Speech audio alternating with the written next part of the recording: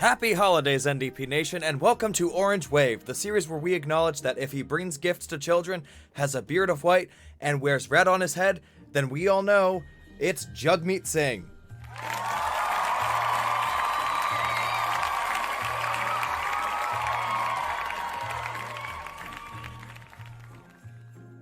As the month with 40 plus holidays containing Christmas, Hanukkah, and many more comes to a close later this week, I'd like to wish everyone here a happy holidays. As Christmas, the holiday I myself celebrate, is today, I decided to make this episode as my present to the progressive community. Recently over in the United States, there was a decision that got the progressive, the conservative, and everyone in politics talking.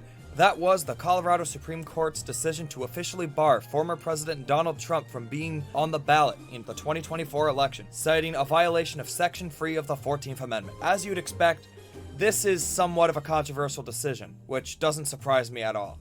However, even those who are currently celebrating this ruling do not seem to have all the facts straight. Due to high political illiteracy in the US media, a lot hasn't been mentioned. I am not American by any stretch. Born and raised in Canada as a wee lad I was. Hell, I've never even stepped foot into the States. But from what I've seen, the US Constitution is something that you either believe in or you don't. And let me tell you, it is very specific. So as this is a really significant and important ruling, I am going to tell you what you need to know about this ruling and give you the facts the mainstream media will not tell you.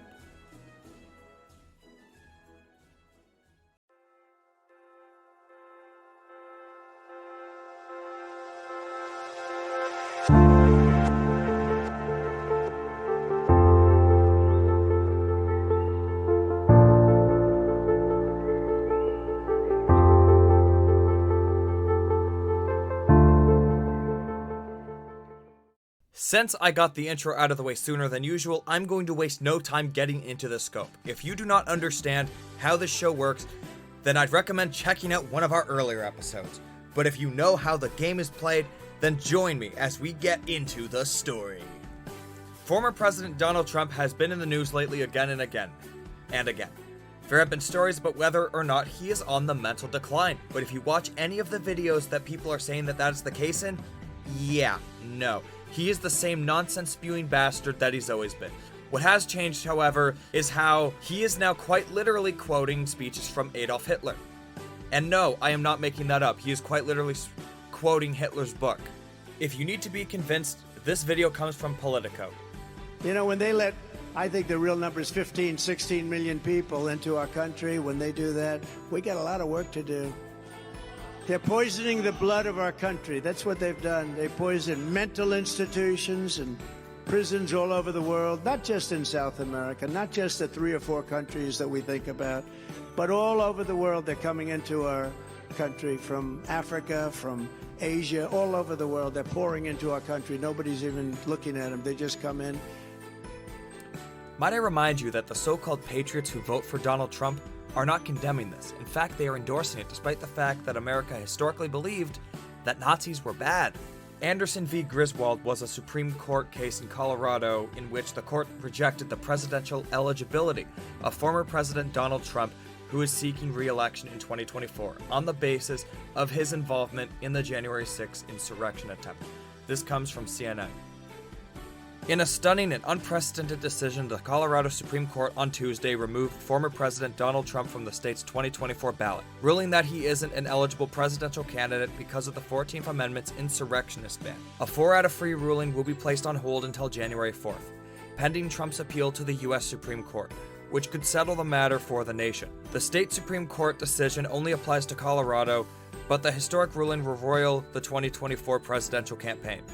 Colorado election officials have said the matter needs to be settled by January 5th, which is the statutory deadline to set the list of candidates for the GOP primary scheduled for March 5th. First off, I need to acknowledge something. I know the US Supreme Court is corrupt and illegitimate, and is more corrupt and illegitimate than it's ever been.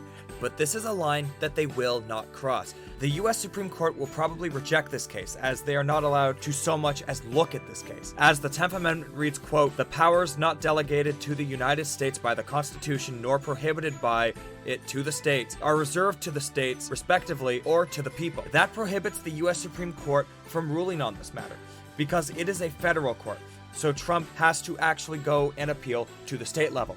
which is very unlikely to happen because if Trump tries to appeal to the Colorado Supreme Court, it's going to go nowhere because of the fact that they can reject this case, which would probably happen, seeing as they already ruled on it. I don't think they're going to change their mind. And despite the fact that the statement from the Trump campaign does not change anything, I am going to play a clip of what they said in response to this. This comes from Fox News.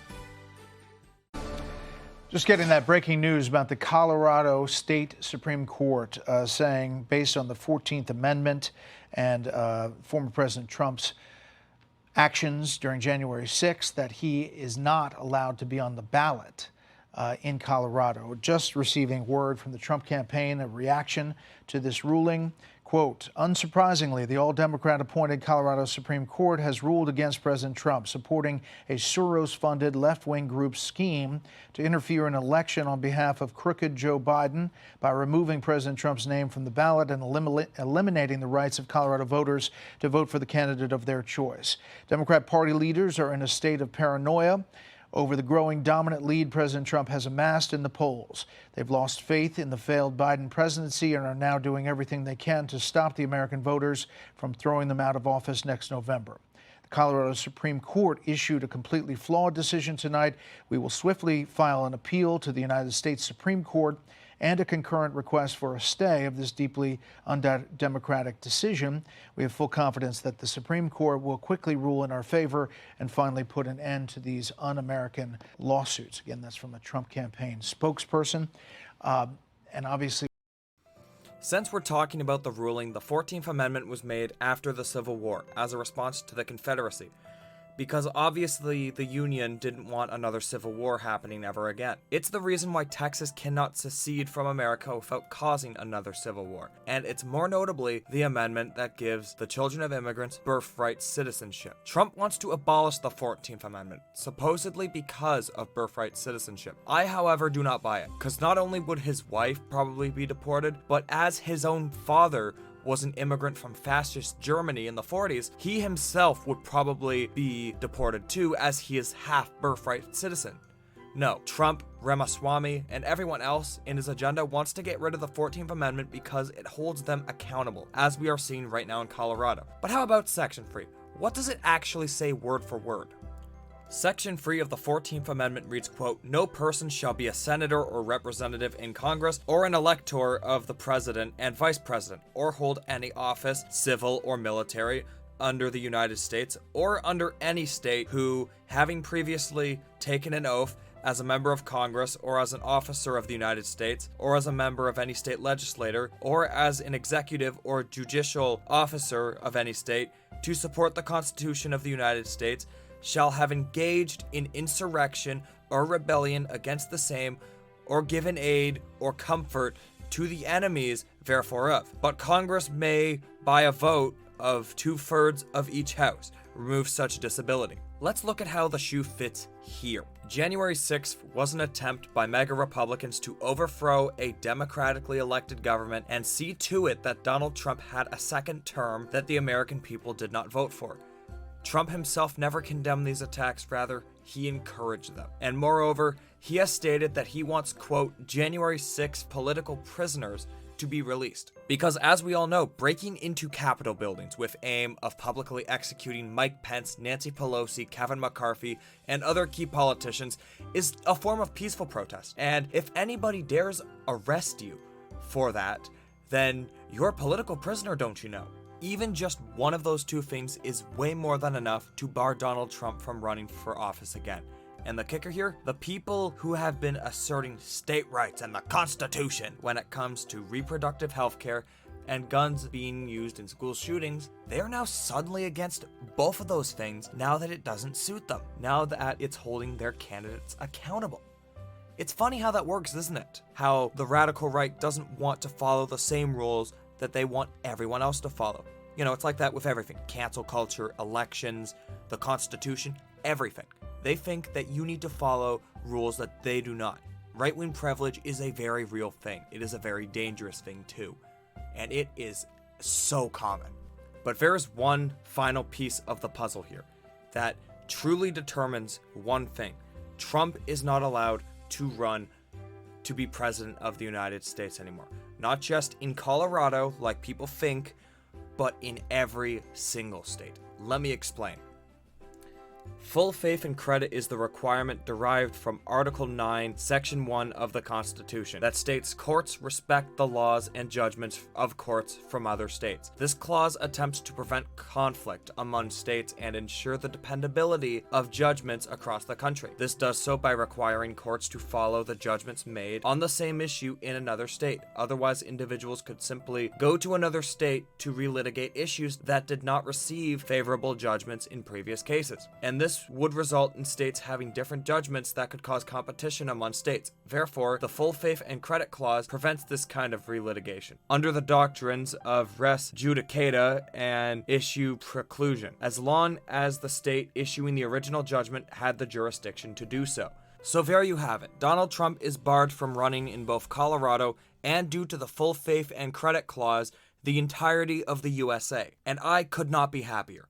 Donald Trump is a criminal mastermind who has proven countless times that he has a disregard for democracy and that he is willing to violate the U.S. Constitution to get his way. And he wants you to believe that he is the victim. Let me be clear here, though. Donald Trump is not currently, and never was in this situation, the victim.